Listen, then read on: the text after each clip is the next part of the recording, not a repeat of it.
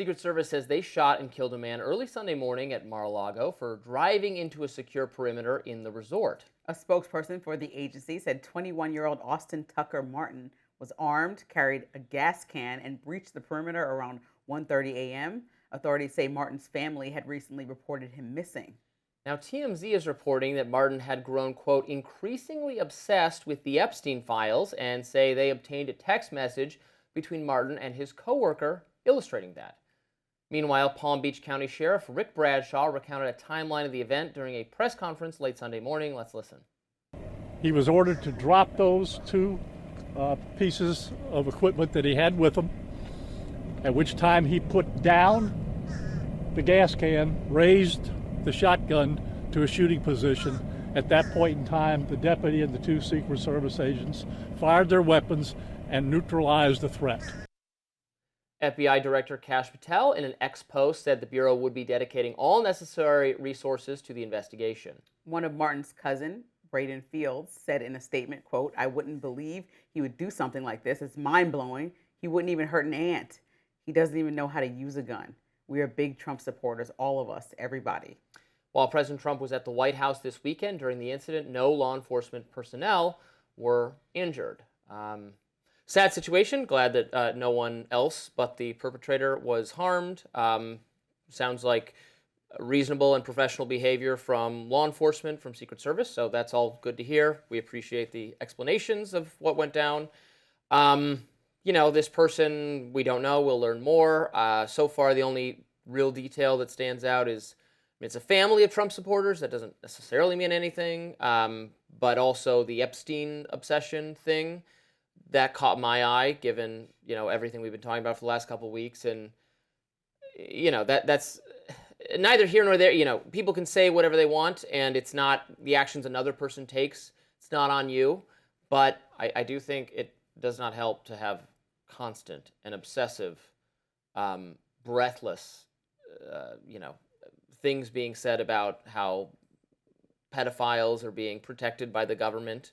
And then if people take that quite literally, they're going to take matters into their own hands. And I think that's not good. I mean, we have a bipartisan team looking or spearheading this Epstein files charge. So there's nowhere to point blame in this case. It's Thomas Massie, Ro Khanna, they are spearheading this together. And then there's a lot of talk around them. But the two officials are on both sides of the aisle. But I also just think this is a scary situation. When we think about the amount of assassination attempts on Trump's life specifically, it's really, concerning. I also think in the last year, the dramatic amount of violence, whether we talk about Charlie Kirk or Melissa Hortman and her husband, the Democratic Minnesota lawmakers, it's just a lot. And so when we see these situations, we have to remember that a lot of people are crazy, and a lot of conversation that doesn't need to point fingers and blame when you're in leadership. Don't take this opportunity to then say whose fault this is. And I thought that Caroline Leavitt immediately coming out and saying Democrats who are not currently funding the government right now are putting the president at more risk because people are working for free, protecting the president. Well, and I'm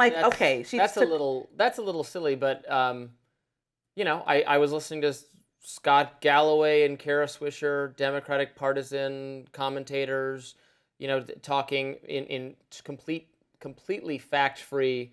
Epstein, look at what they've done in Europe, and they've actually arrested and prosecuted fancy people. Why haven't we gone after any of our elites who are complicit in child sex crimes? No, because there's no evidence of that, so we don't just arrest people at random. But if you're introducing that idea into the public airwaves that Trump is covering up some global pedophile ring, maybe this is what results. Well, maybe he will take you literally then. Well, the introduction... See, there are kids being... The introduction certainly didn't happen from people that were trying to attack President Trump. The introduction happened from people that are Trump's right-hand men and women. That's where the introduction to the public conversation... The people mostly beating this drum now are Democratic partisans.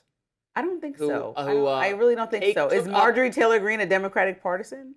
I mean, I don't think... Is Thomas Massie? Yes. No, you can't just cast everyone as a rhino because they care about following through on what they consider they've possibly has connections to this predatory behavior. And I can give them credit for consistency, but I no longer think remaining consistent on this issue is admirable because I have changed my mind in the face of new information, and I would encourage more people to do so. to look at the totality of the picture. But what and Thomas see how Massey crazy explained is that he he sounds. wants to, he's not trying to attack any one president or party or DOJ. He wants to look at the history of the last 4 presidents and talk about what exactly happened to allow this man to operate with impunity for so long, and what this all look. He doesn't I've unveil asked any that question information. numerous times. I That's no what longer, the- I no longer believe what he said. He So you says, just think Thomas Massey's just lying now? no, not lying. He believes there are significant, now he said 20, 80, 100 powerful pedophiles being protected by the government. I think he sincerely believes that. I think he is persuaded by the survivors who join him at press conferences.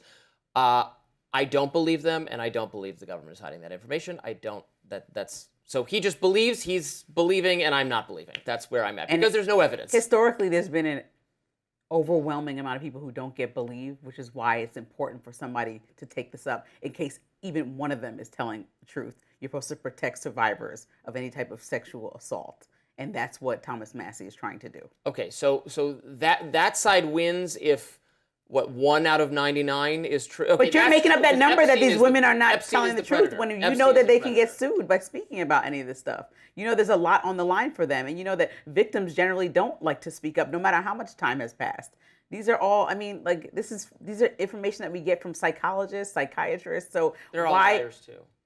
No, they're introducing the idea that people Up lying next- or being wrong Up is next, the Supreme Court ruled against Trust your gut President people. Trump's sweeping global tariffs. I'm going to talk about that in my lens.